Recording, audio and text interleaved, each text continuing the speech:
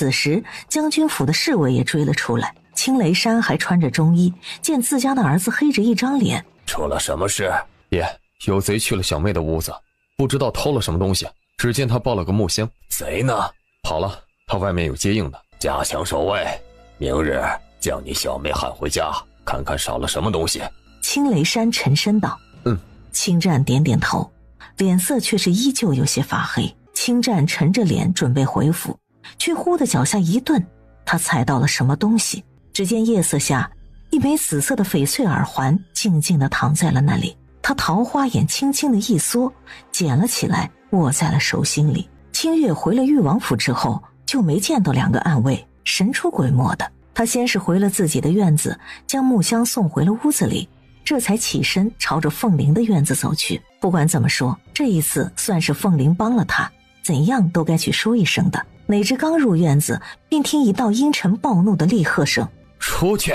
钟武和王大夫一身狼狈地跑了出来。出什么事情了？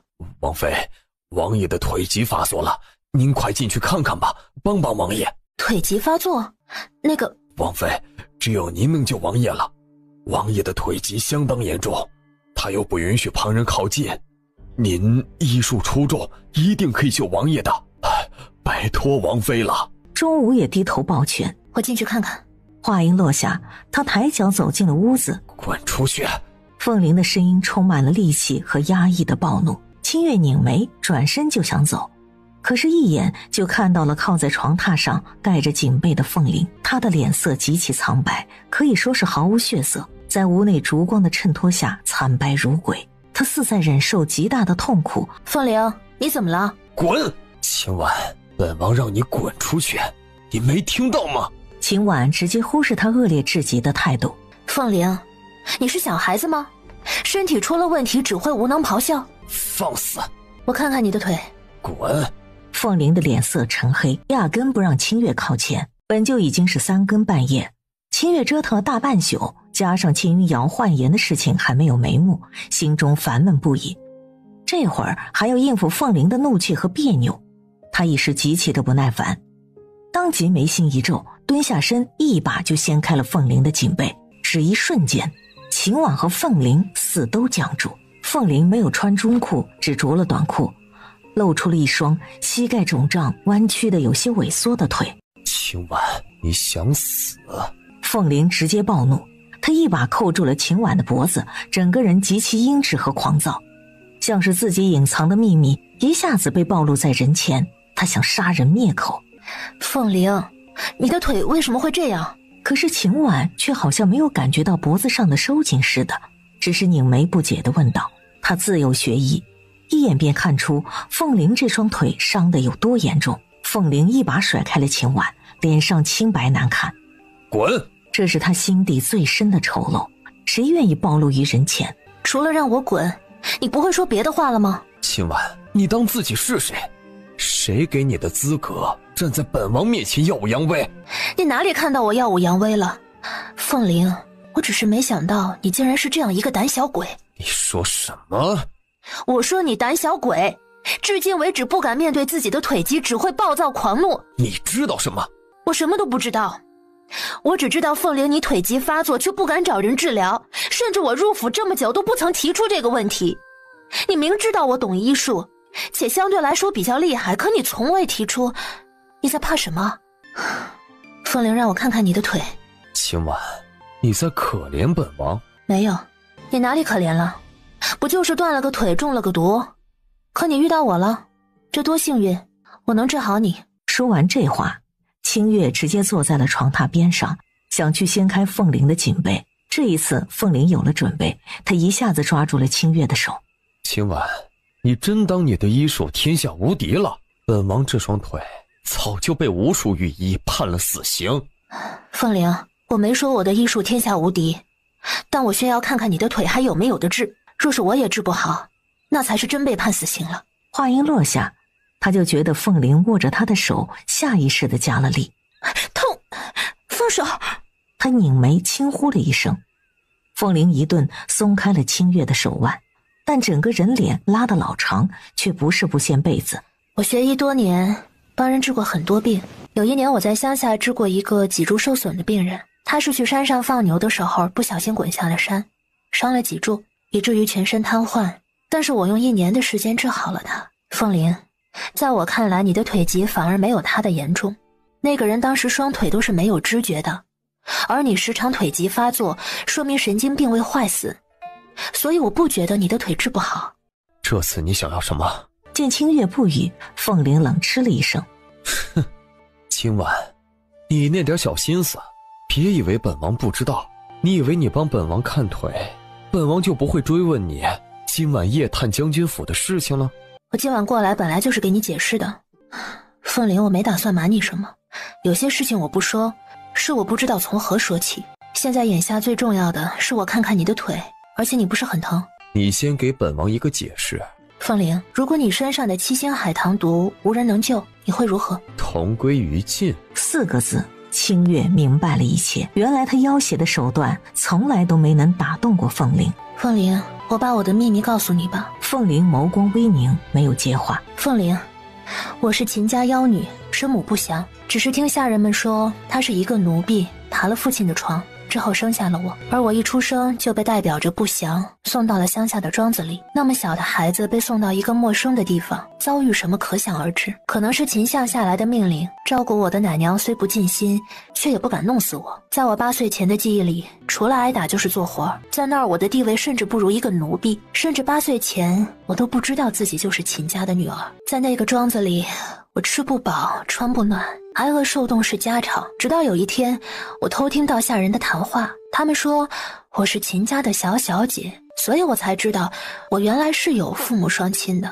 于是我拼了命的想要回来，可是那个庄子我走不出去，他们把我看得很紧很紧。知道我偷听了他们的谈话之后，就把我一顿毒打，嘲讽我说秦家将我抛弃了，我永远都不可能回去了。之后便将我关在柴房里，饿了3天3夜。清月的脑海中浮现出秦婉10岁那年的画面，又黑又暗的柴房中，一个瘦骨嶙峋的小姑娘蜷缩在墙角，她的身上青青紫紫，因为瘦的脸颊凹陷，凸显出一双眼睛格外的大。一连3天没有人进来看她一眼，她倒在了地上，以为自己会死在这里。好在最后那奶娘终究是不敢让她死了，将她拖了出去，喂了1碗米水，又敲打了她一顿。但至此，那个小小的秦婉却也在心里埋下了回家的种子。她记住了，她的家在大周京都。凤玲抬起凤眸看了她一眼，都已经这么惨了，还能长成这个样子，不得不说这秦婉的命还挺大的。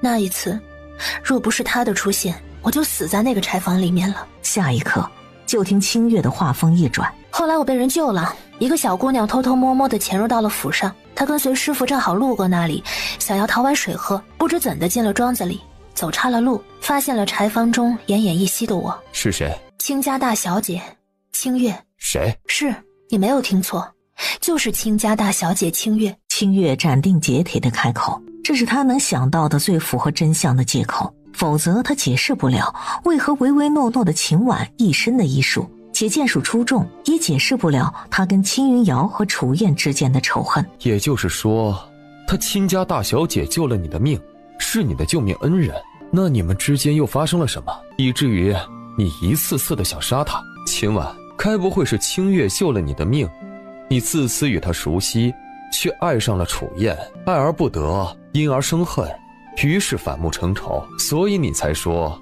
与他们有深仇大恨？不是，清月是我的救命恩人，我怎会害他？他救了我的命，我自此与他熟悉，成为了极好的朋友。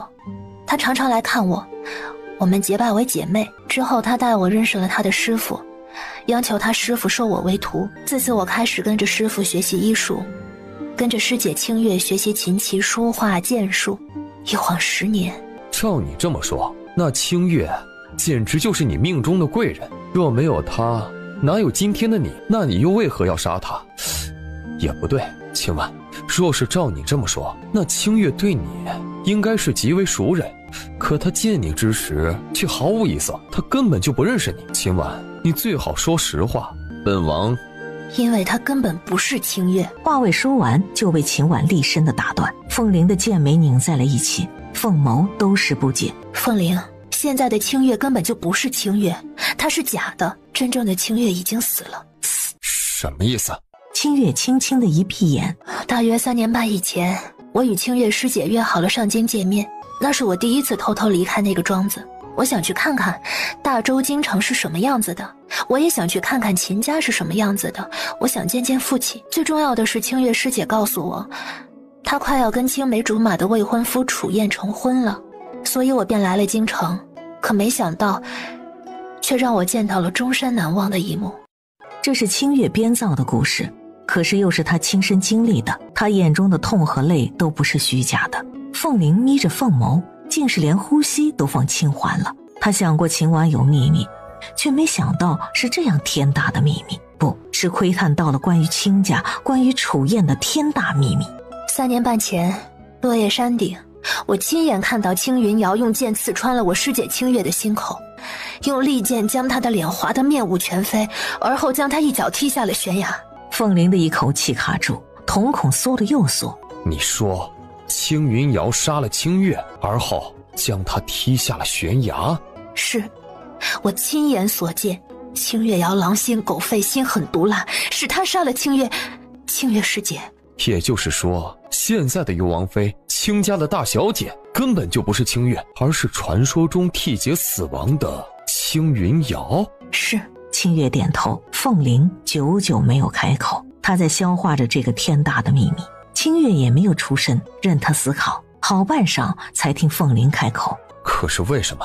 那青云瑶为什么要这么做？本王记得，她是清家过继过来的孩子，是当成府门小姐培养的，她与清月的感情也很好。清月红着眼睛，终于落下泪来。你看，就连旁观者凤玲都知道，他们亲家对青云瑶很好，对她很呵护，却都不敢相信她会杀人。可是她就是这么干了呀。她爱上了楚燕，就因为她爱上楚燕，所以动了杀心，杀了清月，又幻化成清月的容貌，取代了她的一切，嫁给了楚燕。是。不对。清月的心里咯噔了一下，不对，哪里有什么不对呢？她还是哪里露出了破绽？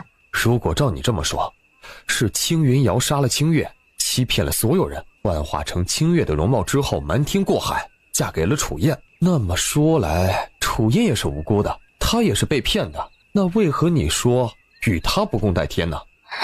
因为楚燕早就跟清月瑶勾结在了一起。不可能，楚燕那个人本王很了解，看似冷清却很钟情，那个人对谁都是冷漠疏离，却只对清月情深意重。这么多年，从未见他对其他女子有半点温和之色，他不可能放弃清月那般的女子，而去选择青云瑶。今晚这不符合逻辑，就算是本王也看不上青云瑶那般的小家子气。楚燕不会丢了珍珠选榆木。凤玲很肯定这一点。听到凤玲的这番话，清月反而绷不住了，她猛地背过身去，死死地咬着舌尖，才将眼泪逼退了回去。她不能哭得太悲痛，她现在是秦婉，不是清月，只是她真的好难受，好难过呀。就连凤玲都看得出曾经楚燕对她的感情。凤玲，事到如今，我有什么必要骗你？楚燕为什么弃了清月师姐，选了清月瑶？那是因为她与清月瑶酒后乱性，被清月师姐知道了，所以清月师姐便弃了她，不会再与她成婚。可是楚燕怎么可能放弃将军府这棵大树？所以才有了后面的事情。我清月师姐是被青云瑶和楚燕联手害死的，而青云瑶还恬不知耻地顶着清月的脸嫁给了楚燕，他们将所有人都瞒在了骨子里。清月恨声说道。凤玲这一次没有开口，所有的事情似乎都对了起来，也跟秦婉这些日子的所作所为全都对上了。所以楚燕她知道自己娶的是青云瑶了？怎会不知？就是他们两个联合在一起瞒天过海的，所以我一定要杀了他们，一定要拆穿他们的真面目。今晚本王欠你一次。清月一愣，眨了眨眼，只是秦婉再也听不到了。不用凤玲，我已将所有的秘密都告诉你了，你是否能信任我了？我早就说了，我们的敌人是相同的，你的腿和身上的毒，必然是楚燕阵营的人所害。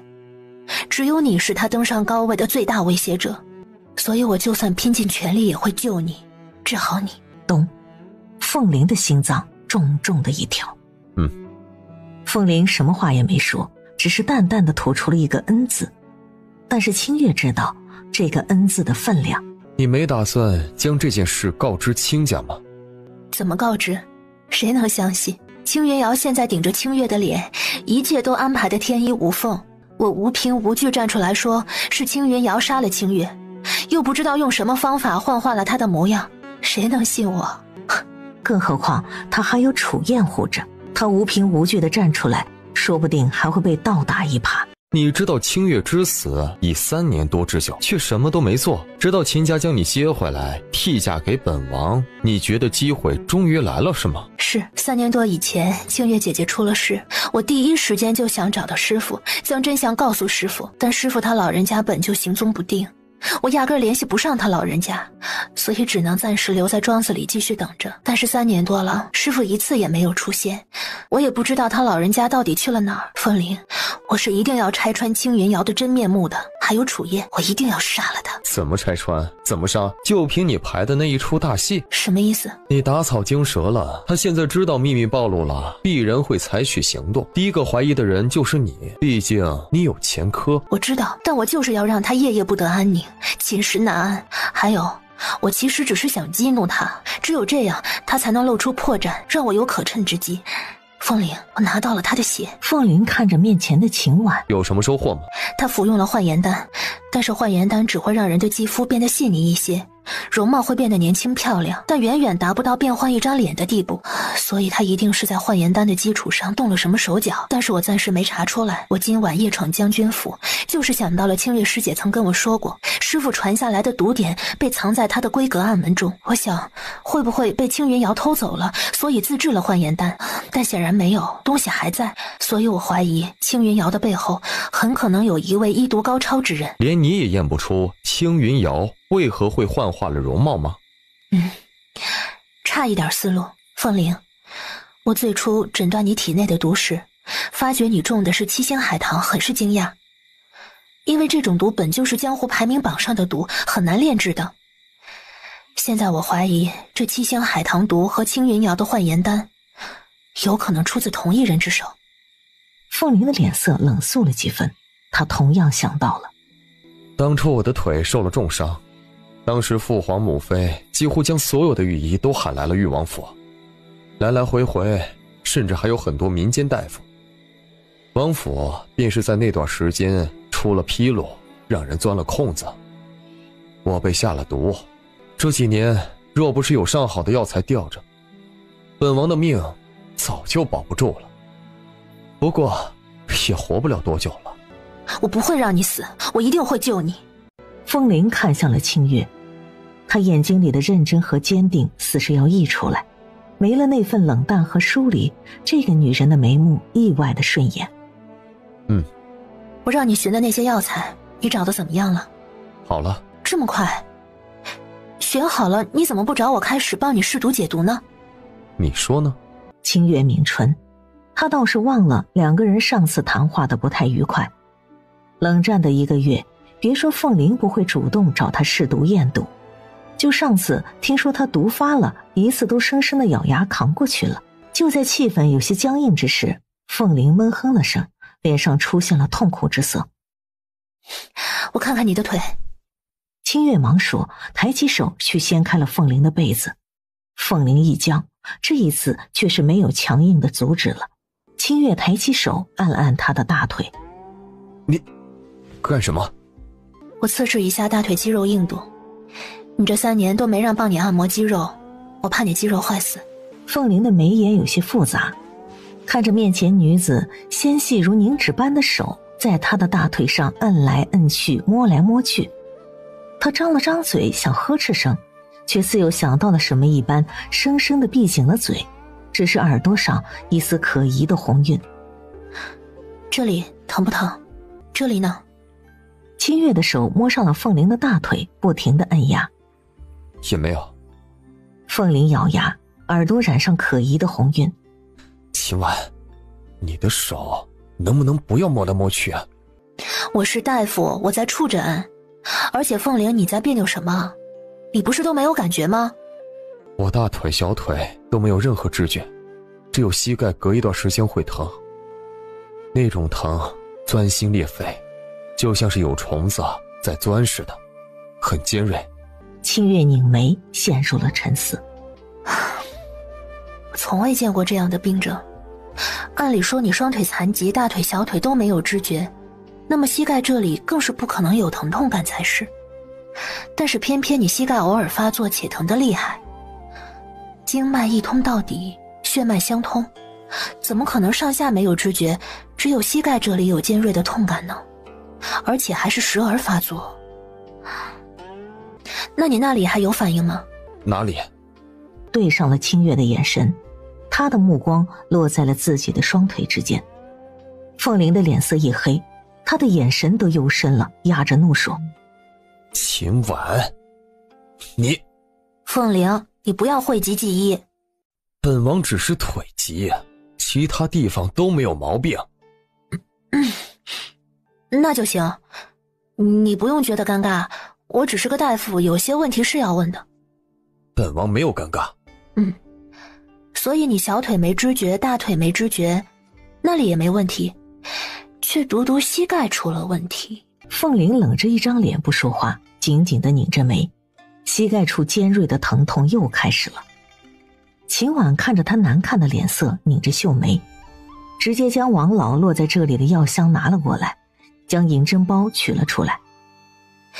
我先扎个针看看。只有右腿疼得厉害。清月刚要落针，凤玲忽地开口，清月的手一顿：只有右腿？你怎么不早说？大夫诊断，病人是一定要如实将身体的情况事无巨细地说明白的。但听到凤玲的话，他更觉得奇怪了，手中的银针刷刷刷的便扎在了右腿的膝盖处，接着便见银针的端口处有血点溢出。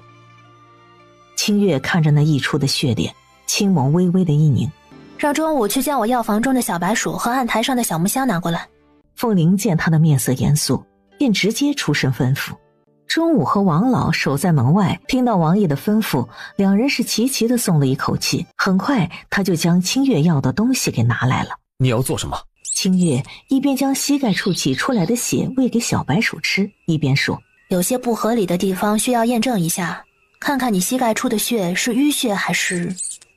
话未说完，笼子里的小白鼠已经是四肢抽搐，直接死亡。毒血。怎么了？你现在感觉如何？很疼，像是有虫子在钻。秦婉，是不是本王的腿不治了？不是，而是我验证一件事。什么？凤玲，你相信我吗？我怀疑你的膝盖里面有东西，我需要做测试，看看我的怀疑是否正确。有什么东西？只见清月捏着这枚沾着毒液的银针，轻吸了一口气，对着凤玲肿胀的膝盖一下子就扎了进去。只瞬间，凤玲刚刚缓和的脸色猝然一变，血色尽退，闷哼之声响起，痛到极致，像是有什么东西被刺激到了，在胡乱的窜动。什么东西？清月眼疾手快，就在皮肉被顶起的瞬间，一枚银针直接就扎了上去，固定住了。剧痛瞬间缓解，凤玲吐出了2口浊气。这一幕可谓是恐怖又诡异至极。这时清月手中多了一把片叶刀，他对着凤玲的膝盖处一刀划开，鲜血瞬间喷涌而出，而同一时间，一只血色的虫子露出了他真正的面目。什么鬼东西？他腿疾每次发作都似有虫子在钻一般，但他从未想过他的膝盖里面竟然真的会藏着一只血虫。那个虫子随着血液一起落地，竟还想逃窜，被清月一脚踩上，直接就碾成了血水。血骨。他此时的后背出了一身冷汗，完全没想到凤玲的体内竟会有这么阴邪歹毒的东西。凤玲，我之前给你诊断，只当你中了7星海棠毒。如今看来，竟是七星海棠蛊，那是比毒更歹毒的东西，不仅让你中毒，更是要让蛊虫操控你的身体，毁你根基。只是不知该说你幸运还是倒霉。这只血蛊阴差阳错顺着血管经脉跑到了膝盖处，被淤堵在了这儿，所以这2年你明明该毫无知觉的腿，却常常疼到痉挛，就是这只血蛊在作祟。凤玲的面色也跟着沉了下来，冷肃一片。她从未知道自己的身体里会有这样肮脏恶心的东西，而且她亲眼看到了那血蛊的模样，一个小小的血红色肉虫浑身蠕动。凤玲压抑半晌，终是受不住，偏过头干呕出声，脸上更是没有什么血色，眼中的嫌恶几乎要溢出来了。清月没想到她的反应竟然这么大，忙起身从桌子上倒了一杯茶水给她。凤玲直接一饮而尽，压下了心中的恶心之感。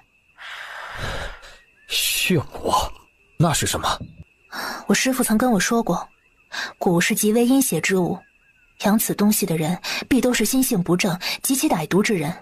蛊为多种，养成过程极为狠辣和血腥恶心，被下蛊之人多没有好下场。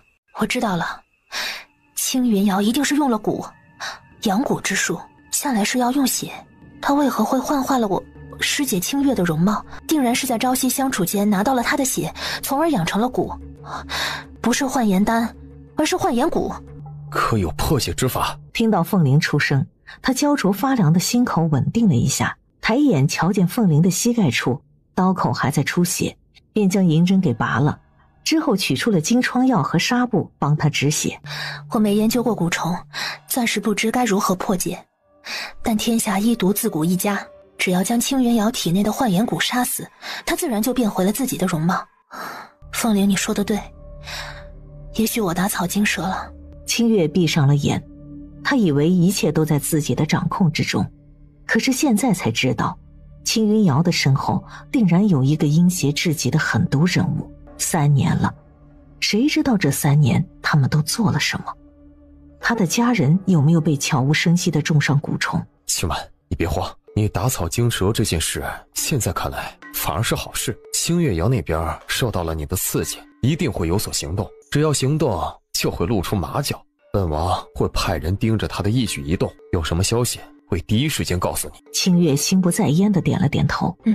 我先回去了，你也早点休息吧。清月捏了捏眉心，看了一眼外面的天色，此时已是4更天了，再不回去睡一会儿，天都要亮了。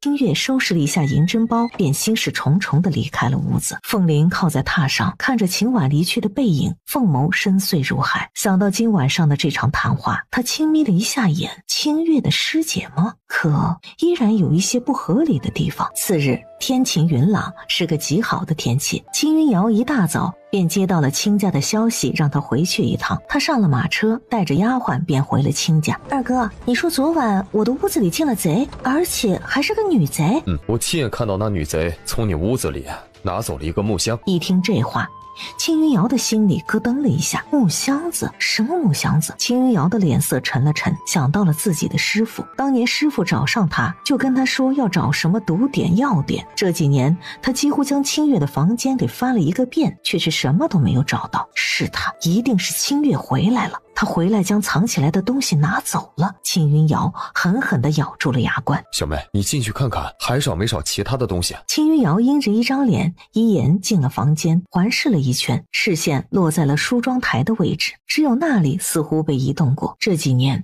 他竟不知那底下竟然藏了暗格。好一个清月，她与自己情同姐妹一起长大，却是依然对自己藏着秘密。青云瑶的眼中极快地闪过了一道愤恨，知道青雷山和青战就在身后，她自是不会露出异样。应该是没有了。丫头，那木箱子里装的什么？可是重要东西。青雷天今日也未上朝，贼人夜闯将军府，那是府上守卫的重大纰漏，更何况还是潜进了他小女儿的房间，所以他很是愤怒，已经上报了金兆尹，追查刺客的下落。爹，那木箱里就装着一些我收藏的珍品首饰。本将军一定要将那女贼找出来。堂堂京都城竟有贼人出没，还偷到了将军府的头上，当真是好大的胆子。没事儿，丫头，别难过，等爹爹再给你打造一些更好看的。还有二哥，等二哥去把翠庄阁的新品都给你买下来。谢谢爹，谢谢二哥。小妹，你过来，二哥有话跟你说。啊，怎么了，二哥？青战拉着青云瑶走到了院子一角，避开了自家的父亲，确保没有人听到他们的谈话之后，这才悄声地说：小妹，你还记得我18岁那一年？啊，18岁那一年怎么了？哎呀，二哥，你要说什么啊？青战敏锐地察觉到自家小妹的情绪，他顿了顿，只当她是被偷了东西，所以心情不好。是二哥怀疑那女贼是认识你的人，她……什么？二哥为何这般说？就是二哥18岁的时候，不是做了件出格的事情吗？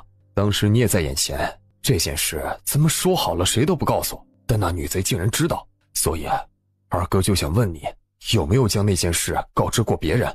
青战对面前的小妹自然是没有任何防备的，也就有什么便说什么了。青云瑶提着心，看着面前的青战面上没有任何试探之色，应该没跟那个女贼有过更深的交谈。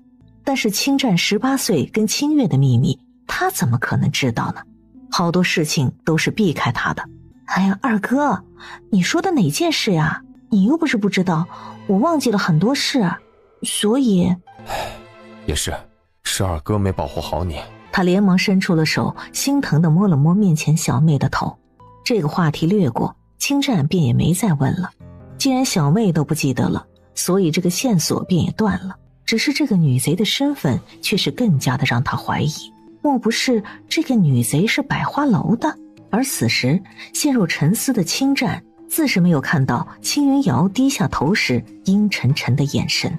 王妃归府自是要留饭，府上的厨房忙得准备，青雷山跟青战还在跟金兆尹这边说着女贼的线索。这边青云瑶路过前院，正看到了一个婢女端着托盘走来。青云瑶认出了那婢女是娘亲院子里的二等丫鬟。娘亲刘婉的身体不是特别好，每天上午都会喝一小碗红枣粥。青云瑶的眼神闪过了一道阴暗，若是想要引出清月来，给二哥青战下毒的效果远远不如刘婉下毒吧。如果清月没死，不管她藏在哪里，只要听到刘婉中毒了，那必然是坐不住的。他此时的嘴角勾起了一丝冷笑，而后抬脚就朝着那婢女走去。奴婢见过幽王妃，这是给娘亲的吧？我端过去吧。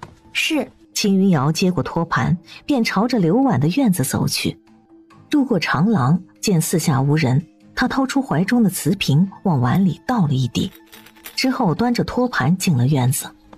刘婉正在院子里浇花，听到脚步声回过头来，温柔的眼睛顿时就是一亮。乖乖回来啦！他放下手中的水壶，朝着青云瑶走来。怎么了，乖乖？娘怎么看你脸色不太好呀？娘，我没事。是丢了什么重要的东西吗？昨晚上府上遭了贼，去了你的屋子偷东西，被你二哥撞上了，可惜呀，让那女贼给跑了。不是什么重要的，就是一箱首饰。我可能是昨晚没有睡好，所以今天有些没精神。你这丫头怎么长了几岁，心事倒是越来越多，怎么会睡不好呢？这红枣粥你喝了，补血的，瞧你这脸色怪难看的。刘婉拉着青云瑶进了屋子，坐在外厅的椅子上，托盘放在了桌子上，将粥放在了青云瑶的面前。娘，我不喝，我用了早膳过来的，这是娘亲的红枣粥，女儿不喝的，娘还是趁热喝了吧。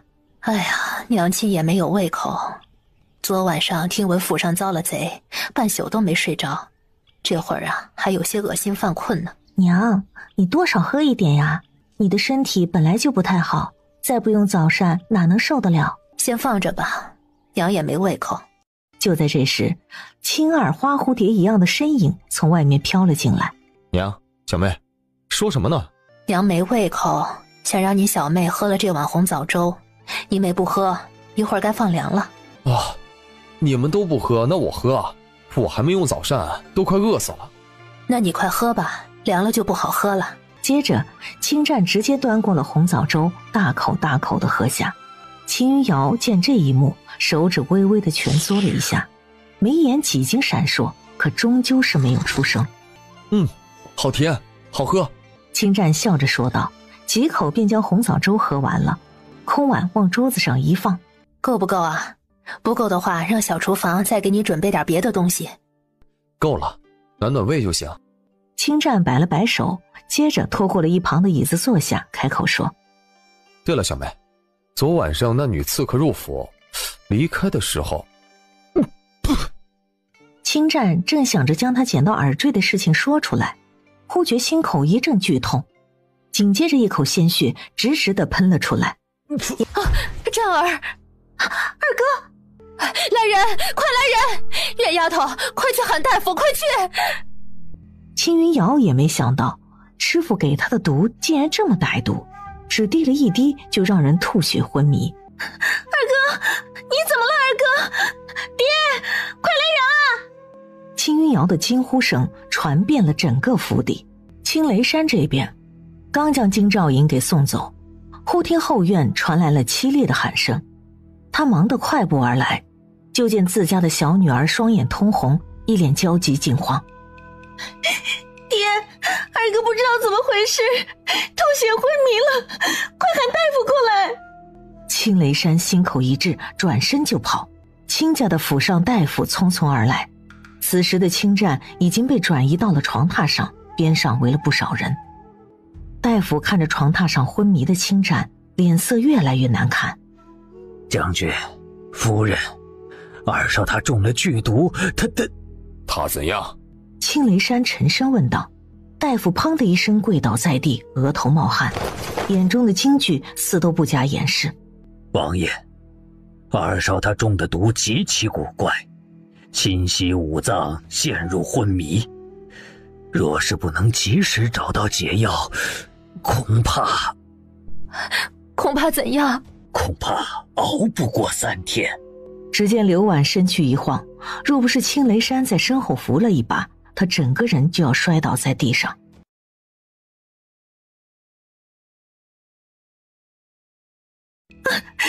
怎么会这样？我二哥好好的，怎么会中毒？到底是什么人干的？在场最冷静的反倒是青雷山，他看着双眼通红的妻女。袁丫头，你照顾好你娘，爹爹进宫一趟，去请御医。好，爹，你放心，一切有我，您快去快回。青雷山转身就朝着皇宫跑去。青家乃是大周的肱骨之臣，皇室相当重视。青雷山进宫直接请示了楚皇，楚皇当即派出最好的老御医去了青家，但是在老御医的诊断之后，却是面色严肃地摇了摇头。此毒之古怪让他闻所未闻，压根不知道该如何解。二少之前可吃了什么东西？如今必须从毒的源头查起来。只要知道中了何毒，青二少可能会有救。老御医问道。你早晨起来什么都没有吃，一直在忙着查刺客的事情，府上过了早膳的时辰。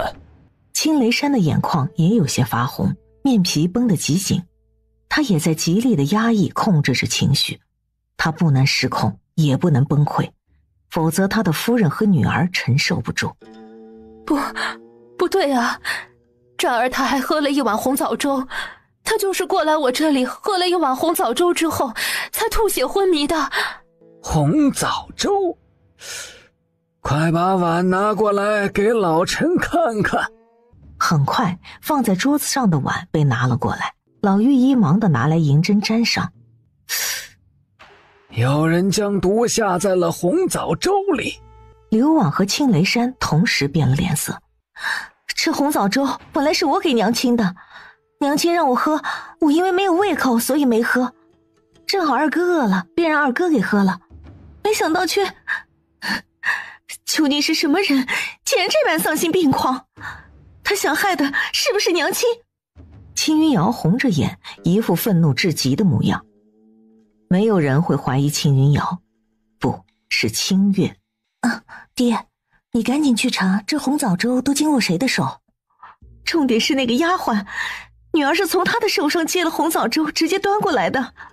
还有赶紧将二哥中毒的消息放出去，看看有没有民间的大夫能救二哥一命。对，玉儿说的对，烈山你快点去，这儿他绝对不能有事儿。夫人放心，我一定救战儿的，我现在就去。青雷山杀气腾腾，嘱咐青云瑶照顾好刘婉，转身就去寻找线索。与此同时，亲家二少身中剧毒，命不久矣的消息，当即像是长了翅膀的小鸟，传遍了整个京都城。凤玲几乎是第一时间就接到了消息，她微挑的眉眼闪过了一道凌厉之色。果然来了。秦婉昨晚半夜几乎没有怎么睡，从凤玲那里离开之后，已是5更天了，便想着回去睡一会儿，可终究是心里压了事，完全了无睡意，便又起身将师傅留给他的医典和毒典又翻过来看了一遍，一直到天蒙蒙亮才浅睡了一会儿。秦婉这边刚起床，另一边中午便过来通知，说是王爷有请。秦婉只当是凤玲的腿可能又出了什么问题，简单的收拾了一番，便去了凤玲的院子。怎么了？是腿不舒服吗？秦婉，青儿出事儿了。清月的心里咯噔了一声。出了什么事儿？中毒，昏迷不醒，情况危急。话音落下，秦婉的面色陡然变了，她转身就朝着外面走。秦婉，站住！秦婉身躯一震，这是圈套。昨天晚上本王就跟你说过，你打草惊蛇了。青儿为何会中毒？必然是为了试探，等着你自投罗网。但凡你现在出现在将军府，那么青云瑶和楚燕那里就能猜出你跟清月的关系，也会直接肯定这些日子的事情是你搞出来的。我知道，但我必须去救青战。就是要救的，但你现在去清家，你确定他们会让你出手救清月？不但帮不上忙，反而暴露了自己。此事需从长计议。凤玲，我想去看看青战。你很害怕青儿出事？虽是反问，但其实是肯定句。跟秦婉相处了这么久，这个女人的情绪一直控制得很好，但这次青儿出事，她整个人都慌了。他是师姐的二哥，我自是不希望他出事的。凤玲垂目，也不知道信还是没信。收拾一下，去将军府走一趟。青二公子出了事，本王自应当有所表示。凤玲，多谢。你帮了本王，本王自然也会拿出诚意。走吧。马车哒哒哒的朝着清家跑去。中午驾车，清月一路上内心都很焦灼，但是面上却又保持冷静。他为了以防万一，身上带了银针和救命的丹药。一盏茶的时间就到了，清家专门的管家便在门口迎客，看到裕王府的马车，当即便迎了上去。老奴见过裕王爷、裕王妃。起来吧，带本王见见清将军。王爷，请跟老奴往这边走。管家刘叔在前面引路，清月跟在凤玲的后面，内心焦急的不行。他脚下踩着的青石板路，看着花园中的一草一木，都忍不住眼眶发红。尤其是小院子中的一棵樱桃树，看起来格外的显眼。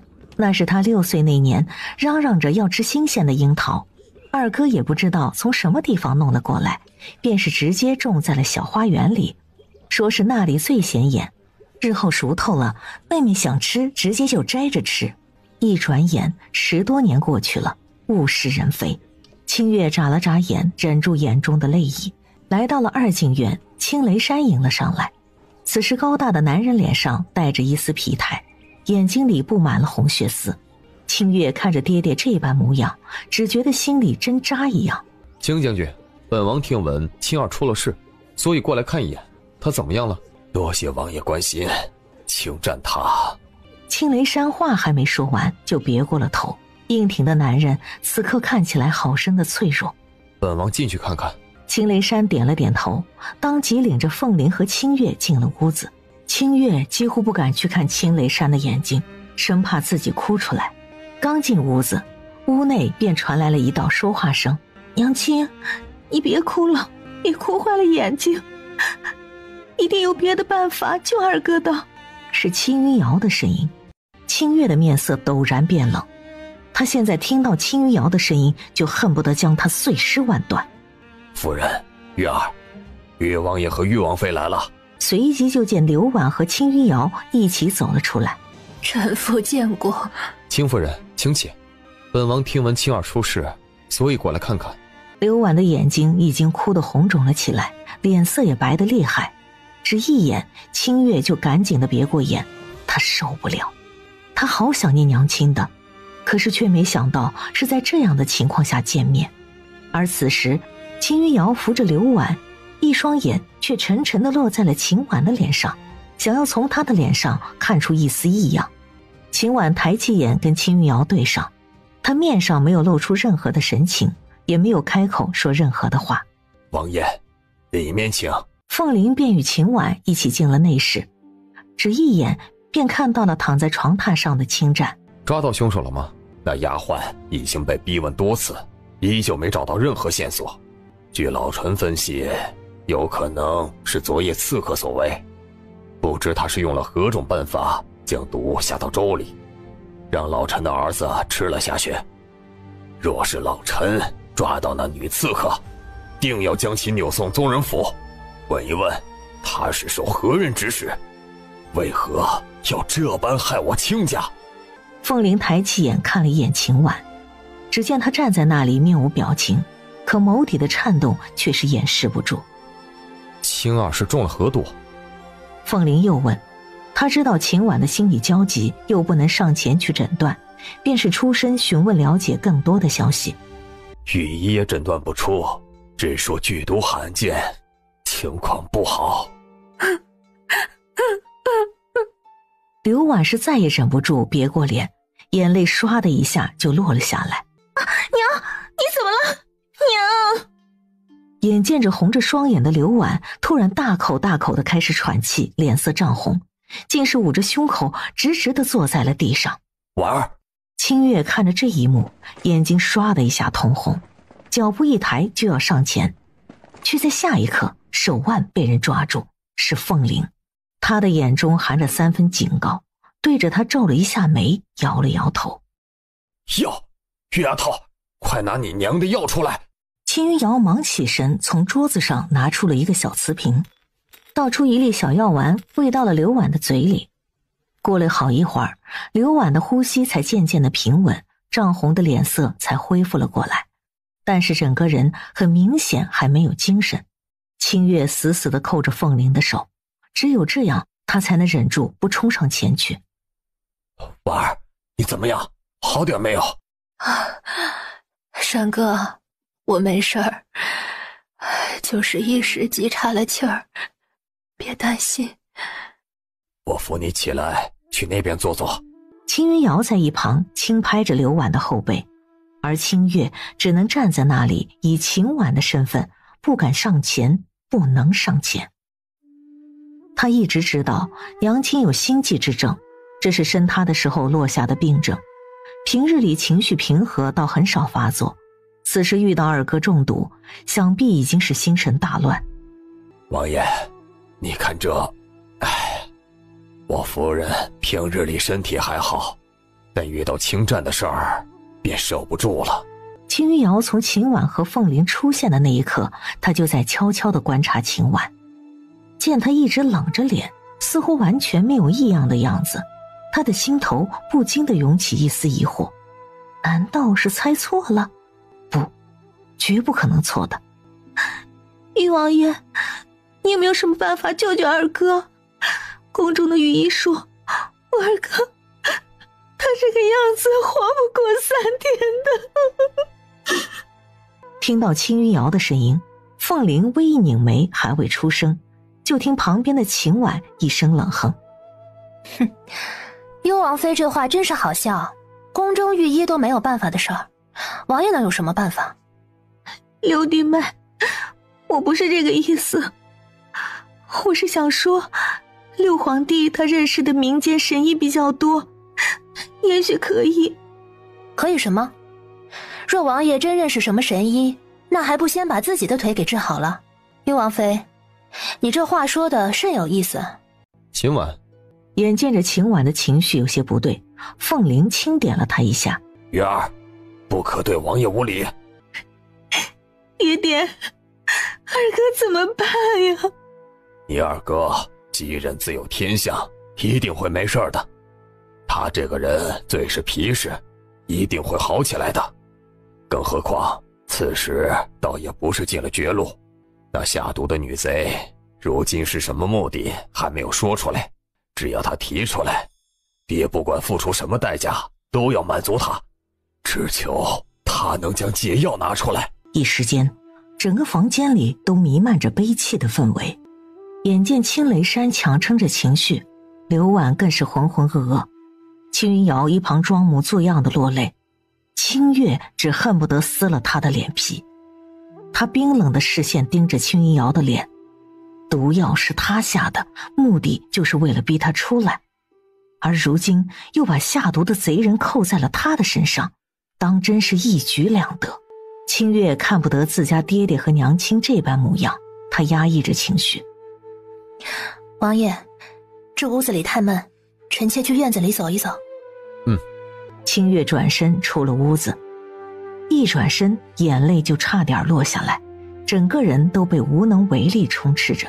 清月压抑着满心的悲痛走到了前院，脚步停在院中的那棵樱桃树下，怔怔出神。他闭上了眼，终于在这一刻动了前所未有的傻心，不如将青云瑶和楚燕杀了吧，是不是杀了他们就一了百了了？正当狠烈的念头闪过脑海，身后忽地响起了一道男声：月儿。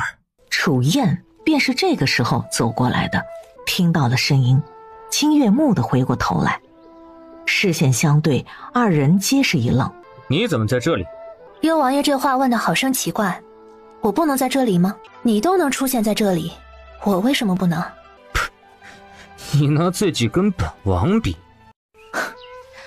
跟王爷比，那自是比不上的。毕竟比起王爷的心狠手辣、暗度陈仓，秦婉自愧不如。秦婉，你说什么？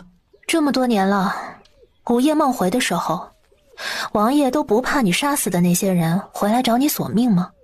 放肆！秦婉，做人要懂得适可而止，也要有自知之明。本王看在六皇帝的面子上先留着你的命，但有一天你离开了誉王府，本王倒要看看你是否还能如今日一般猖狂。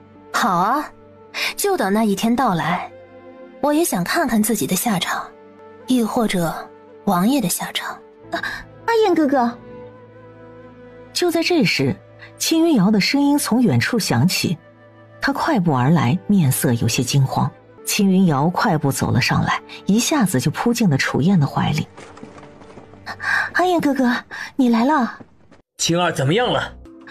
还是没有，御医都束手无策。我这边又寻了几个大夫，一会儿就过来。阿燕哥哥，你过去看看吧。玉王爷在跟爹爹说话，我这边跟六弟妹说会儿话啊。我这边跟六弟妹说会儿话。楚燕眉头一拧，跟我一起过去。她压根儿就不放心清月跟这个秦婉待在一起，这个女人过于邪性，心术不正。我刚从那边过来，在那边待着，我心里也难受。阿燕哥哥，我知道你担心她伤害我，你放心吧，没事的，我能保护好自己。而且这里是将军府，是我家。有事喊我。楚燕嘱咐了两句，这才抬脚离开。楚燕一走，这小花园里就剩下了清月和青云瑶，没了外人，她脸上的悲戚和难过瞬间就没了。她抬起脚走到了秦婉的面前，看着那棵樱桃树。啊，这樱桃树好像还是我二哥为我种的呢。哼，可惜了，二哥是再也吃不上这棵樱桃了。啊，秦婉，我二哥快死了，你是开心还是难过啊？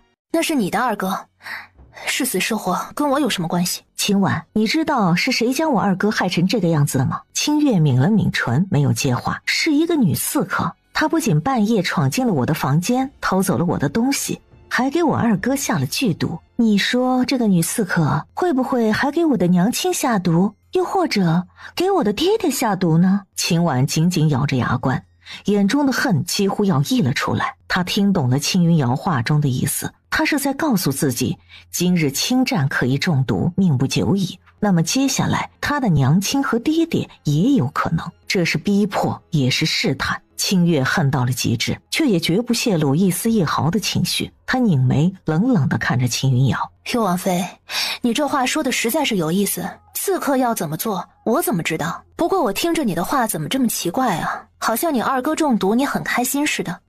你不是卿家的女儿，最受他的宠爱吗？哼，我知道他还活着。秦婉，你回去告诉他，今晚我就在卿家等着他上门，他要是不来，就等着给所有人收尸吧。岳王妃，你这里是不是有什么毛病啊？你到底在说什么？为什么我听不懂啊？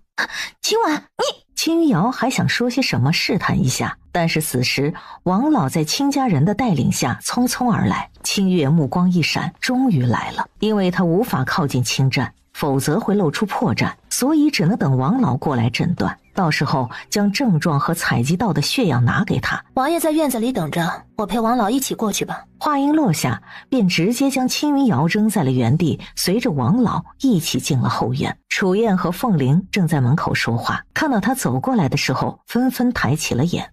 王老来了。青雷山忙地迎上去，王老打了招呼之后便直接进了屋子。楚燕的眼睛扫过了秦婉，似拧了一下眉。这时候青云瑶也上前来，她这才缓解了几分脸色。秦婉站在一旁面无表情，但是内心焦灼不已。过了好一会儿，王老才从屋子里走了出来，他面色沉重地冲着众人摇了摇头。秦二少中的毒很是罕见，若是不能快点找到解药，恐怕……王老，您当初是御医院总手，您也没有办法救战儿吗？秦夫人，术业有专攻，老夫对奇毒的了解的确不够深，确实诊不出二少中的什么毒，恕老臣无能为力呀。老夫多谢王爷一片好意了，也许是战儿命该如此。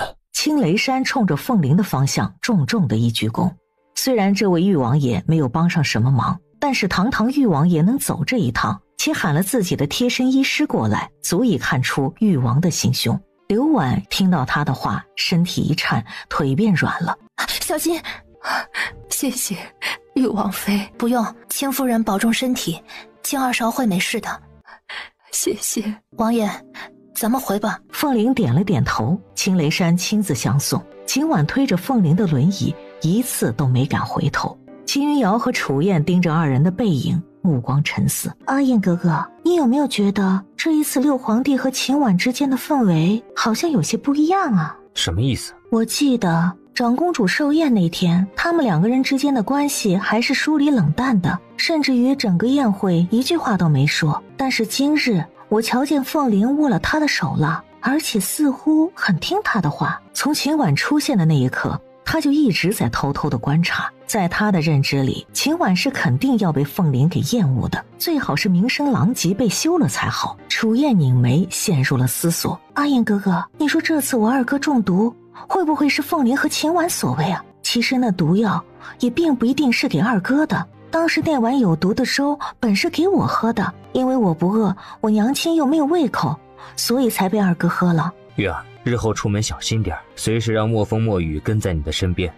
阿燕哥哥，我二哥如今这个情况，我娘亲和爹爹的情绪都不太好，今天晚上我想留在府上睡。好，本王陪你一起。不用，你在这里，我爹娘的压力反而大。阿燕哥哥，你还是回府去休息吧。青云瑶忙地拒绝，他有预感今天晚上一定会有事情发生，他要瓮中捉鳖。也好，我多派几个隐卫在暗处守着。谢谢燕哥哥。另一边，凤玲和秦婉回府之后，立刻就让王老将诊断的所有症状说了出来。秦婉接过血样就去了药房，不过一盏茶的功夫就红着眼得出了结果。如何？3日醉，中毒者口鼻吐血，神志丧失，在醉梦中悄无声息死去，不服用解药，活不过3日。能解吗？能，但需要辅以针灸，否则余毒散不干净，会留下后遗症。这才是最难的。他要如何保证在不暴露自己的情况下治好侵占？凤玲的手指轻点着轮椅，自在沉思，半晌才说：今晚只要你救了侵占，就说明你暴露了。他们能第一次给侵占下毒来威胁你，便有第二次、第三次。毕竟清月的父母双亲都还活着，你的不忍落在对方手里就是最大的把柄。凤玲的话真实又清醒，却跟青云瑶说的话不谋而合。青云瑶今日不就是这般在他面前放狠话的吗？有把柄你就输了。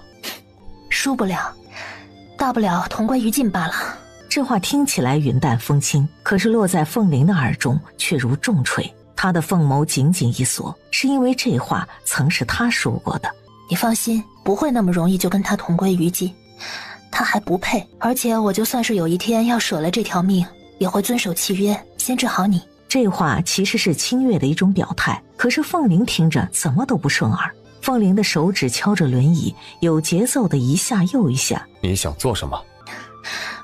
我想你把青战带出来，我要救他。今晚上的亲家毕竟是天罗地网，尤其是青云瑶，他已经放了话，等着他自动上门。亲家本身就有自己的抚慰兵，加之侵占中毒，必然是彻夜都有人巡逻。想要将侵占这么大的一个人弄出来，那是要付出不小的代价，而凤玲能够做到。凤玲没有说话，清月的心下难受，因为他知道亲家的关系与楚燕之间更为密切。对于凤玲来说，侵占是完全无关紧要的一个人，更甚至侵占经商，背地里帮了楚燕不少的忙。说白了，侵占是凤玲的对立面，他自然是不愿意动用自己的力量去救一个敌人。凤玲，你帮我这一次，我治好你的腿，3个月之内让你站起来。凤玲抬起眼，此时放在膝盖上的手也轻拳了一下。可你在府上等着，3更天开始行动，4更天人给你接回来。还有，你想好了，若是再有下一次，你拿什么应对？话音落下，转身便操控着轮椅出了药房，整个人的身上寒气飒飒。清月盯着凤玲的背影，长睫轻垂，他早就想好了。夜渐深，月色如银，将军府一片气氛低迷。青云瑶看着整个将军府巡逻的侍卫，吩咐道：今晚都给本王妃睁大眼睛，谁也不准打瞌睡，说不定刺客还会出现。是。青雷山和刘婉彻夜地守着侵占，风瑟瑟，天渐变，已是深夜。啊，走水了，走水了！快来人呐，走水了！惊呼声传遍了夜色，所有人都朝着东北方向跑去，那里是厨房的位置。只有后院中的青云瑶眼中露出了诡异的笑意。来了，他来了，一定是清月。却下一刻，他眼睛猛地大睁，只见无数个蒙面的黑衣人悄无声息地闪进了后院。青云瑶一口凉气卡住，而同一时间，隐在暗处的影卫，包括墨风墨雨，全部涌现出来，刀光剑影，一片肃杀。保护王妃！这是秦婉第一次炼制毒药，从凤玲走了之后，他便开始炼制。曾经他跟师父学习医术，曾发过誓，这双手只救人不杀人。师父也正是因为他的心正，而放心的将毒典也给了他。如今他破了自己的誓言，他已惨死，何来守诺？不管是凤玲的提醒，还是青云瑶的威胁，都触到了他的逆鳞。今日他能将二哥下毒，明日便会毒死自己的父母双亲，所以他要反击。青云瑶这一辈子最在乎什么？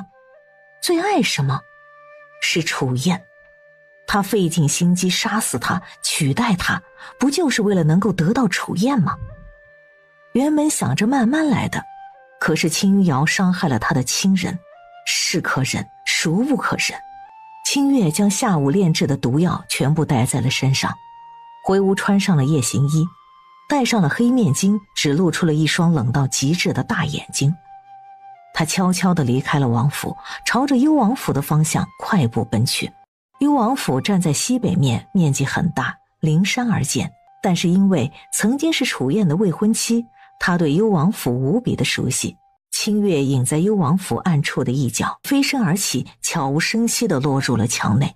幽王府的防御很强，若是刺客，必然是有进无出，暗处更是有无处的隐卫。若不是清月熟悉幽王府的一草一木，他一入府便会被发现。此时的清月整个人如暗夜里的狸猫，路上遇到巡逻的侍卫便都小心翼翼地躲开。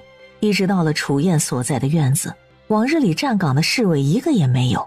不对劲，正这般想着，就见一个丫鬟从长廊下的房间内走出，手里端着一个托盘，上面放着灰色的中衣中裤。清月目光轻轻的一顿，他知道楚燕在哪里了。玉堂，抬脚便悄无声息地跟了上去。进了华清院，便见院子中有6个人站岗。那个丫鬟刚入院子，便有属下上前将托盘接过，敲门送了进去，丫鬟便直接转身离开了。她藏身在暗影中，大气不喘，观察了一下风向，将身上的一个瓷瓶给拿了出来，里面的粉末对着风向便扬了出去，然后安静地等待着。不过一会儿，就看到月色下守卫一个接一个的倒下，药效起了。下一刻，2个隐卫从暗处现身，还未有动作，2枚银针从暗处蓦地射出，直接逼向他们的眉眼。隐卫的武功都极强，当即就要抬手，却不知为何，在那一瞬间，全身瞬间乏力，竟是连张嘴的力气都没有，眼睁睁地看着银针入眉心，见血封喉，当即便殒了命。清月从暗处走了出来，眼中是从未有过的冰冷。他本不想杀害无辜之人，若不杀隐卫，他今晚走不出去。跟楚燕在一起那么多年，自然知道隐卫之间有特殊的联系方法，只要传递出一个信号，其他隐卫不管在什么地方都会返回，到时候他就走不了了。这是他第一次杀人。他沿着长廊走在黑暗中，整个人都似要被黑夜吞没。他站在了屋子门前，吱呀一声将门推开。屋内温暖，外厅装饰得极为雅致，墙上挂着珍品壁画，桌子上摆放着精致的茶壶和茶杯，刚刚被送进来的中医就放在了桌子上。内室雾气缭绕，能够听到水流倾洒的声音。谁？阿燕哥哥。接着抬脚走进了内室。月儿。他寒凉的眸光闪过了一道柔和，却在下一瞬间想到月儿不是今晚宿在将军府，什么时候回来的？唰的一下转身，还未反应，便见2枚银针直逼向他的眉眼。楚燕反应何其之快，整个人急速后退。同一时间，一把挥起池中的水，朝着清月的方向迎面就泼了过去。池水注入了内里，宛如刀锋般逼人。清月早有防备，早在楚燕出手的瞬间拔地而起，一个瓷瓶直接隔空扔到了池水里，一股清甜的气味当即弥散开来。楚燕只觉得在一瞬间，整个人顿时脱了力，就要栽倒在池水中。可这人是何等的强悍，眼中涌出了惊天的杀意。他忍着浑身无力，一个箭步从池中跃了出来，朝着清月的脖颈就抓了过来。却在冲过来的瞬间，清月凌空一脚狠狠地踢在了楚燕的胸口，砰的一声，重重地砸在了地上。他中了毒。清月一步一步地走向楚燕，居高临下地看着他，从袖口中拿出了一把匕首，对准了他。楚燕，你想过你也有今天吗？他制的毒无色无味，名为软筋散，中毒者浑身无力，而他更是加大了药剂，不仅让中毒者无法反抗，甚至连喊叫都做不到，而他提前吃了解药。你是谁？我是谁？这个问题我确实应该好好想想才能回答你。清月蹲下身，手中的匕首散发出冷冷的寒光。他那双眼看着面前的男人，似有不解的询问：我是3年前被你亲手推入万丈深渊的人。话音落，就见楚燕的瞳孔缩了缩，似是听不懂他说的话。看他这副神情，清月冷笑了一下：怎么不记得了？你怎么可能不记得呢？日日夜夜对着我的脸，你怎么可能不记得？楚燕的眉头皱得更紧，她想要出声询问，但是说不出话来。她紧紧盯着面前的女人，想要看出她的身份，但是一无所获。她甚至不知道自己何时树立了这么一个强大的敌人，能够自由地出入幽王府，潜到她的身边刺杀她。可见外面他的手下必然已经遭遇了不测。这个女人身手不可测，看着楚燕愈加冰寒的目光，清月眼中的恨意也愈加的明显。他手中的匕首对准了楚燕的心口处。3年前你们害死了我，之后取代了我，如今为何又要害我的家人呢？只是为了逼迫我出现是吗？逼迫我出现做什么？再杀我一次吗？声音颤抖，终是控制不住情绪，手中的匕首入了一寸，鲜红的血当即就涌了出来。楚燕似是闷哼了声，脖颈间的青筋都绷了起来。清月眼睛发红，冷冷地盯着面前的楚燕。当年的事情，我不知道自己错在哪里，我从未曾背叛过你，是青云瑶害我，让我丢失了清白，可你却跟他苟且在一起，毁我容貌，害我性命。我以为你爱我，但其实在你心里，最重要的始终是那至高的权力，是吗？楚燕，你与他蒙骗世人，上演一出替身计，是一定以为我必死无疑了，是吗？憋在心里的话终于说了出来。楚燕一双寒芒的眼盯着面前的女子，看着她一双眼泛红，满心的不解想要质问，奈何一个字也说不出来。你们不是想要逼我出现吗？楚燕，我亲自来告诉你，我清月回来了。面前的女子说什么？清月？她到底在说什么呀？这是个疯子吗？看他这般震惊的神情，清月冷笑了一声，哼，楚燕，你看起来好震惊的样子，是不是一定以为我必死无疑？可是苍天有眼，我活着回来了，所以你们的死期该到了。清月的双眼陡然地涌上了杀意，手中的匕首颤了几颤，匕首入心脏3寸，便会让心肌动脉破裂，大出血而亡。他真想就这么将匕首刺入他的心口，杀了一了百了。面前的这个人早就不是他青梅竹马的未婚夫了，但是不能啊，因为今日楚燕死了，青云瑶一定会发疯的报复。他害怕那个疯子伤害他的家人，更甚者，他的身后有一个隐秘的毒医大佬，能够炼制邪恶蛊虫的人，他必须要将这个人给引出来，否则后患无穷。他从身上拿出了一颗黑色的毒药，直接强硬地掰开楚燕的嘴扔了进去。穿肠烂肚的毒药，这是回敬给你们的。告诉清月瑶，他害我二哥一次，我便给你下毒一次。如果他再敢伤害我的家人，我会杀了你们，同归于尽。清月说完了这句话，再不去看楚燕一眼，转身就走，直接将楚燕震怒凌厉的眼神扔在了身后。痛瞬间传遍全身，而清月再一次隐身于夜色中。临走时，他制造了声响，整个幽王府瞬间灯火大亮。他不能就这样让楚燕死了，他要活，好好的活着，等着他的报复。出了幽王府，他冷嗤了一声，直接回到了裕王府。二哥应该被凤鸣接回来了，而此时清家大乱，青云瑶几乎咬破了唇。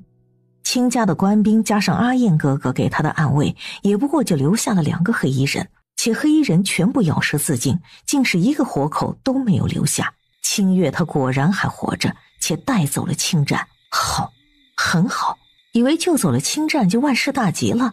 哼，那就拿他的爹和娘开刀吧。青云瑶的眼中一片阴狠，却在此刻幽王府的隐卫匆匆来报：王妃，王爷遇刺，生命垂危，请您速速回府。谁？你说谁生命垂危？王爷他……啪！一巴掌狠狠地甩在来人的脸上。怎么可能？王爷武功高强，府内的侍卫众多，更有隐卫贴身保护，王爷怎么会受伤？王爷他……话未说完，只觉得周身冰冷。是他，一定是清月，是他在报复。回府，立刻回府！青雷山那边听到了声音，忙赶过来，就见自家的女儿声泪俱下。爹，楚燕她遇刺了，生死不知，我要先回府去。青雷山大惊：爹，你先找二哥的下落，王爷那边有什么消息，我会第一时间通知您。这一夜，卿家、幽王府都无比的混乱。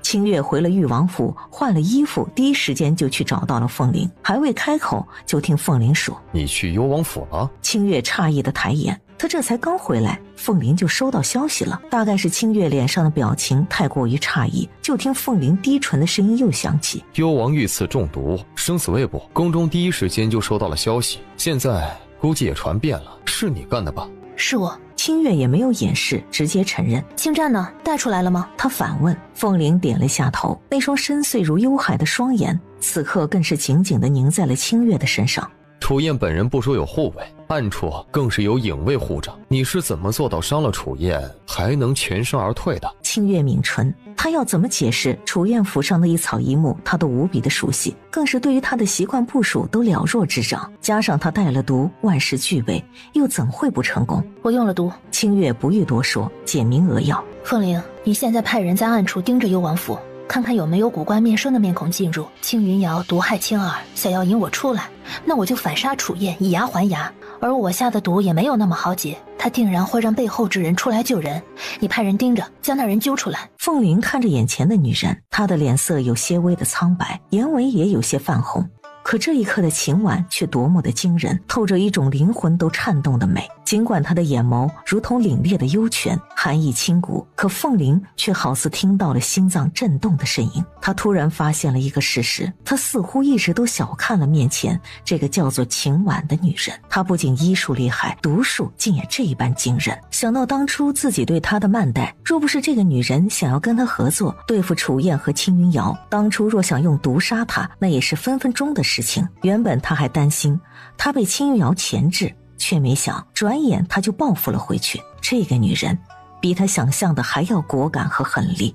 凤玲莫名地笑了下，清月被他幽深探究的眼神看得有些烦了。他想到了生死未卜的二哥，忙说：“我二哥人在哪儿？”“你药房。”“谢谢。”清月扔下了这句话，转身就往自己的药房跑。经过凤玲的时候，被他一把拉住了胳膊。“想好了怎么跟他说？”“什么？”清月急得不行，反问道。接着反应过来凤玲说的是什么意思，他抿了抿唇说：“我会告知他真相。”凤玲一眼的诧异，完全没想到面前的秦婉会这般说。“那青战会相信你？”清月睫毛轻颤，轻声地说：“会的。”之前是他想差了，不敢将身份泄露出去，怕说了出去没人相信，怕会打草惊蛇。可是现如今他已经跟楚燕和青云瑶撕破了脸，他都给青战下毒了，他还有什么好怕的？如果青战不信，他就打到他信。听到清月的这两个字，凤宁拧了眉，心里那种不舒服的感觉又出来了。“你这么相信他，你以为他是本王吗？秦婉，你可想好了，若你不能说服青战相信，那么我们这边可就暴露了。”“如果他不信我，你就找个地方将他关起来，什么时候他相信了，什么时候放他走。我先过去了。”清月说完这句话，急匆匆的就离开了。这边凤玲当即吩咐了下去，派人在暗处盯着幽王府的一举一动。药房内，清月一进去便看到了内室小榻上躺着的青战。清月的眼睛一下子就红了，他忙地奔上前，当即就给青战把脉，接着就将一颗药丸给青战喂了下去。解药入口，银针辅助，一整夜清月都没有睡，直到青战唇瓣上的血色渐渐褪去，清月终于吐出了一口气。昨天晚上本就没有休息好，今儿个晚上又是一宿没睡，这一泄了劲，疲惫感蜂拥而来，清月便趴在一旁的矮柜上眯了过去。他没有回房间，想着就在这里陪着青战，有什么情况也能第一时间发现。本来只想眯一小会儿，却是哪知直接就睡沉了过去。青战悠悠的睁眼，有一瞬间不知今夕是何年，鼻息间一股子药味儿。他睁着眼愣了好一会儿，看着头顶的帐顶，满眼都是陌生。他这是在哪儿？发生什么事情了？而后记忆铺天盖地的涌来，女刺客，红枣粥，他吐血。他轻抽了一口气，猛地坐起身来，因为起得太猛，眼前一阵发黑。这一偏头，一眼就瞧见了趴在旁边睡得正沉的秦婉。因为是趴着，青战没有第一眼认出面前的人来，是清月迷迷糊糊的听到点动静，抬起头来，眼前还是蒙蒙的，还没有清醒过来，一下子就看到了坐起来的青战，眼中顿时闪过欢喜之意。二哥，你醒。秦婉，你为什么会在这里？清月没想到青战一句话没说就动手，脖子就给他狠力的掐住了，眼睛里顿时冒出了生理性的泪水。放手！秦婉，那天晚上夜处卿家的人是你啊，说你去卿家都干了什么？清月哪里想到他丢了一只耳环被青战见到了，一睁开眼就认出了他是那晚夜闯将军府的刺客。他这2日都忙得不行，竟也没有发现自己少了一只耳坠。就在感觉快要窒息的时候，清月还想还手，只听砰的一声，药房的门被一掌拍开。青战，放开他！伴随着一声怒喝，一道金线带着雷霆之姿破空而来，直接撞向了青战。青战目色一变，一把放开了秦婉，偏头就是一躲，可那金线却像是长了眼，直直地逼向青战。他本就中毒尚未痊愈，捏住秦婉脖颈已经用了他全部的力气。这会儿看着凤灵的金线攻击，他压根儿就避不开。凤灵，别伤他！凤灵见到金线伤了他的手，脸色顿沉，冷喝一声：松开！清月忙得松手，凤灵瞬间收了金线，一片凤目寒霜一片。玉王爷，你们这是什么意思？凤灵的眼神冷冷地瞥过青战，没有作声，只是看着清月拧眉说：有没有事儿？没事儿。凤灵的脸色依旧不好，一双寒眸冷冷地凝向青战。你就是这般对待救命恩人的？青战眉宇微微的一挑，他动了动自己的手腕，眼下什么情况他基本摸清了。这地方似乎是个药房，这里是誉王府。救命恩人？誉王爷说的是面前的秦婉吗？哼，誉王爷有所不知，昨个晚上卿家遭了贼，正好被我遇上，打斗一番之下，那女贼却是落下一样东西下来，正是誉王妃耳朵上的耳坠。清月抬起手摸了摸耳坠，确实是少了一个。他这2日太忙了，都宿在药房，便也没有让香琴伺候，以至于他也没有发现。凤灵拧着眉心，看着面前一脸桀骜不驯的卿家二少，眼中寒意渐起。本王跟你说的是另外一件事，若无他救你，你现在就去见了阎王。怎么自己怎么昏死吐血的不知道？还昨天晚上你不知自己昏死了1天1夜了？青战一顿，昏迷前的一幕回归脑海。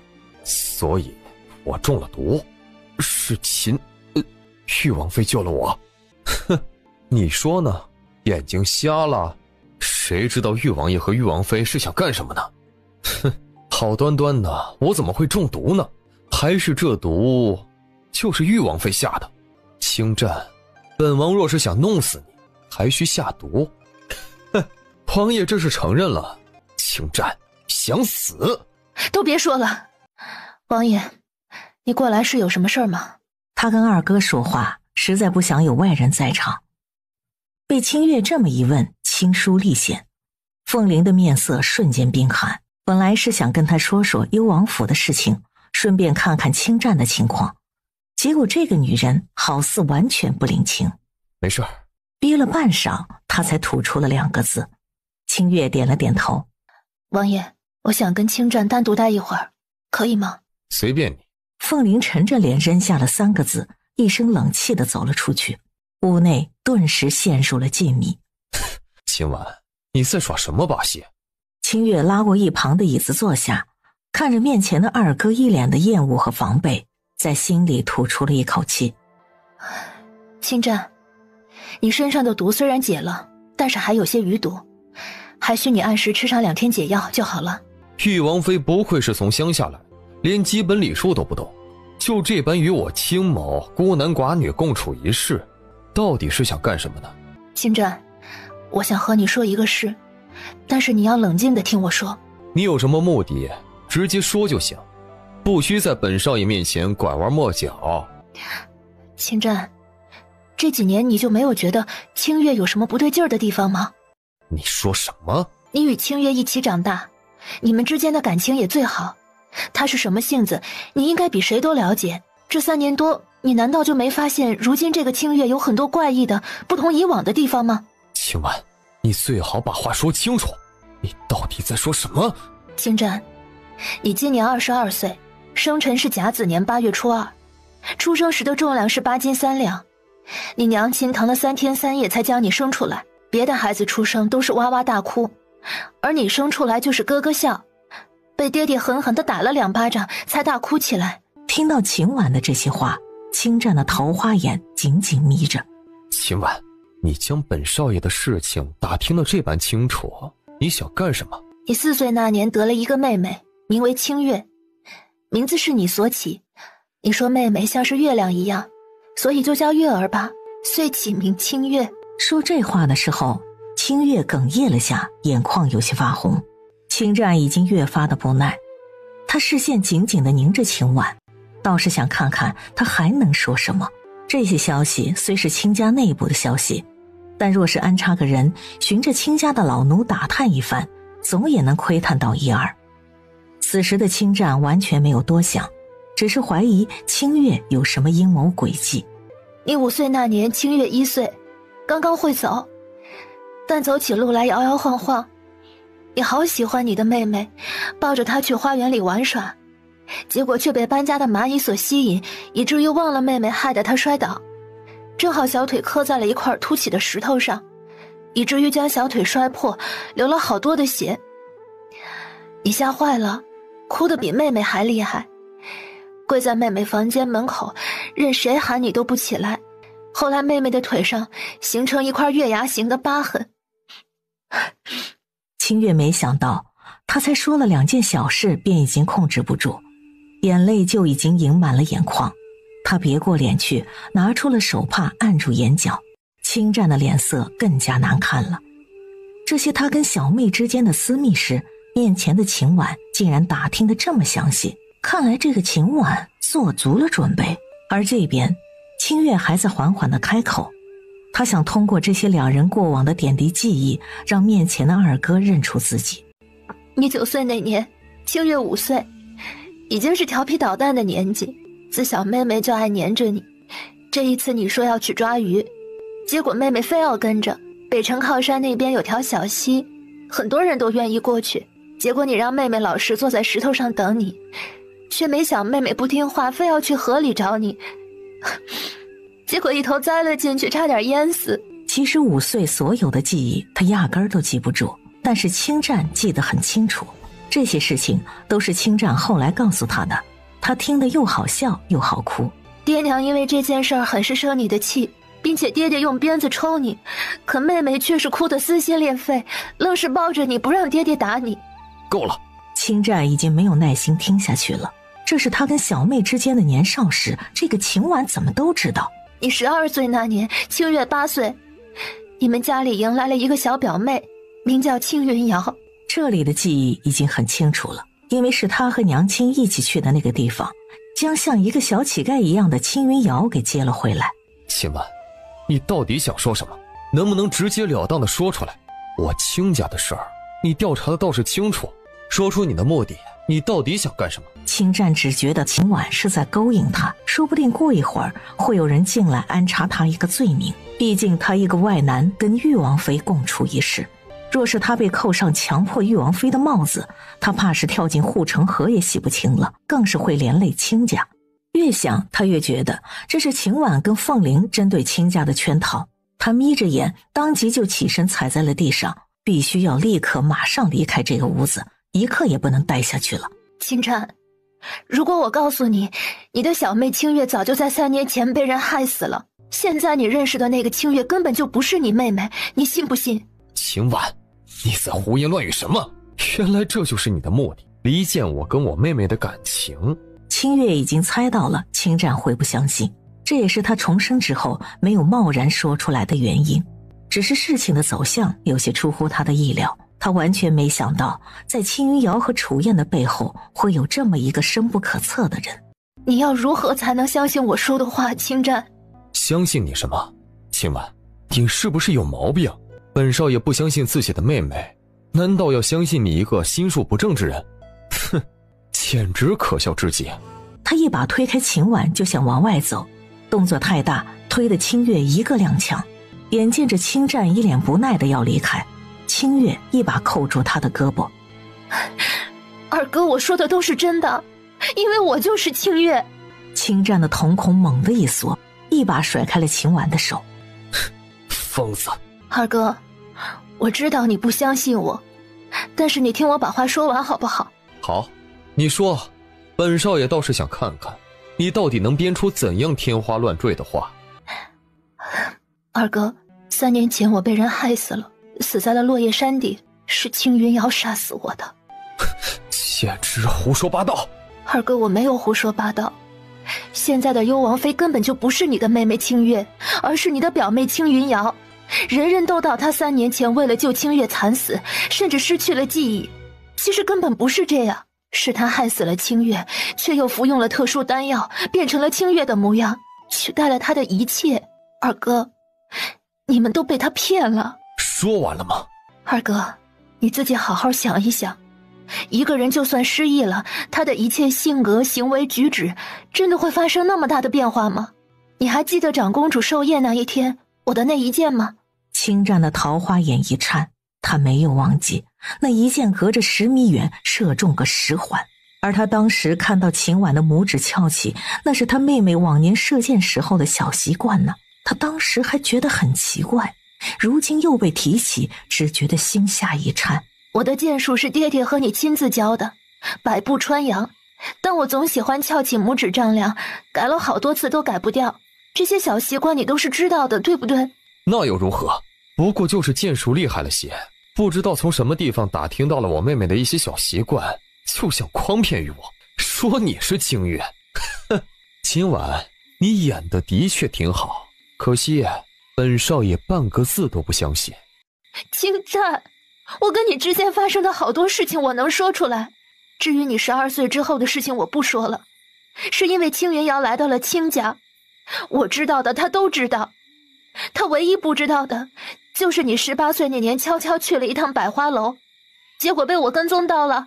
我答应过你，这件事谁都不说，所以这件事除了你我，无人知道。所以呢？所以你到底藏得有多深？连本少爷18岁的事都给挖了出来。你，清月一个巴掌拍在了清战的脸上。其实他没有用很大的力，他只是好生气，好难过。何可言？何能言？何时言？何必言？这言而言之无可言。什么最痛？无言之痛。什么最苦？有口难言。清婉，你为什么认不出我？我跟你一起生活了18年，是血脉相连的亲兄妹。就算你们身边那个人变成了我的模样，可是你们就怎么看不出他的不对劲儿呢？清战被面前秦婉瞬间的崩溃给震动的愣在了原地，竟是忘了追问他打他脸的这一巴掌。疑惑过吗？怎么可能没有疑惑过？妹妹变得跟以前不太一样了，说不上具体哪里不一样，就是感觉。但是谁都知道妹妹是受了很大的刺激，府上进了刺客劫持了妹妹，是表妹青云瑶舍身救人，连尸骨都没有找到。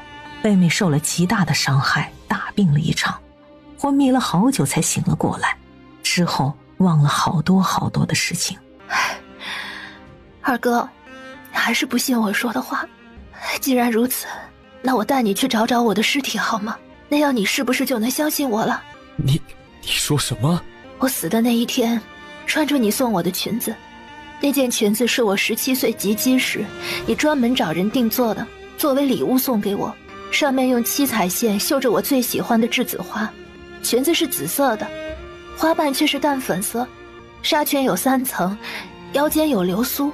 随着清月一句又一句的话落，清战的面色已是越来越白，他脑子嗡嗡的，眼神紧紧凝视着面前的秦婉，他的心口砰砰地跳个不停，那种心脏要跳出胸腔的心悸让他感觉到恐慌。二哥，我死的那一天就穿着你送我的裙子，3年了，我知道我的尸体一定腐烂成了一堆白骨，但只要能找到尸体，裙子布料定然还在的。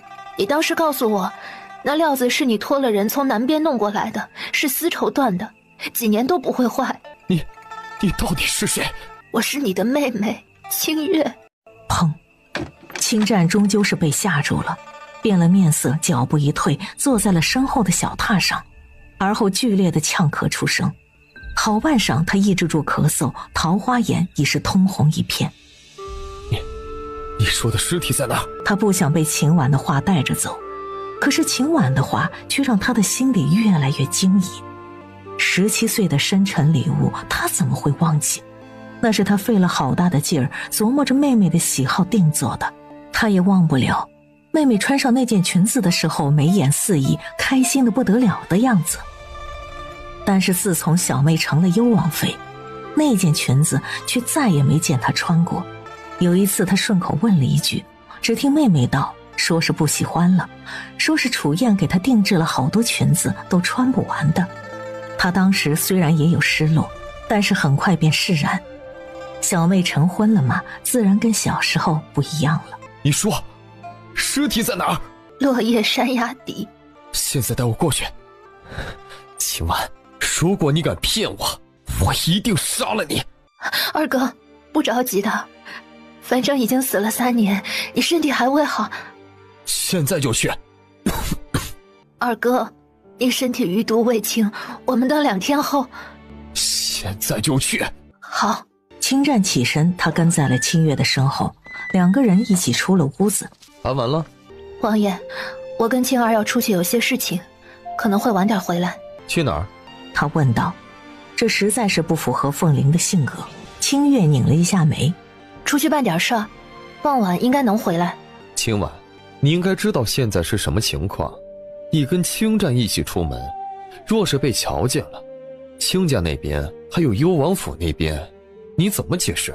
青战失踪，青家现在报了京兆尹，如今整个京城都被禁言，地毯式搜索青战的下落。你现在要跟他出去，你把本王置于何地？我写一封信，劳烦王爷送去将军府。青儿感激不尽。他冲着凤玲的方向拱了拱手。你在命令本王